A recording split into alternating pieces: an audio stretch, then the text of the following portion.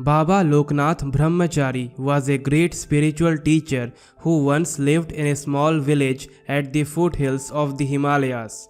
He was known for his profound wisdom and his ability to guide people towards the path of enlightenment. One day, a young man came to him and asked, "Master, how can I differentiate between my true self and everything else that is not me?"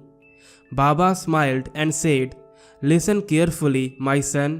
I will tell you a story that will help you understand the difference between self and non-self. There was once a man who had a beautiful house with many rooms. He loved his house and took great pride in its beauty. One day he noticed that the walls of his house were cracking and the paint was peeling off. He became very upset and tried to repair the walls and repaint the house. But the cracks kept appearing and the paint kept peeling off. The man was very troubled and asked a wise friend for help. The friend told him, "The problem is not with the walls or the paint.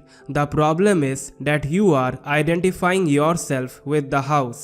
You believe that you are the owner of the house and that your identity is linked to it.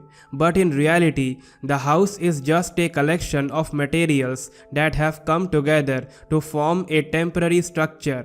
It is not who you truly are." The man listened carefully to his friend's advice and realized that he had been identifying himself with his possessions, including his house. He began to detach himself from his belongings and to focus on his true self, which was beyond material possessions. Baba then looked at the young man and said, "In the same way, my son, you must realize that your true self is not the physical body or the thoughts that arise in your mind.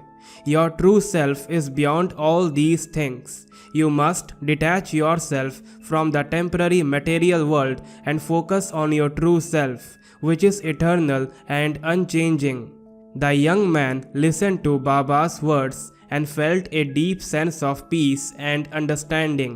He realized that by letting go of his attachment to the material world, he could find his true self and live a life of spiritual fulfillment. I hope you learn. Om Namah Shivaya.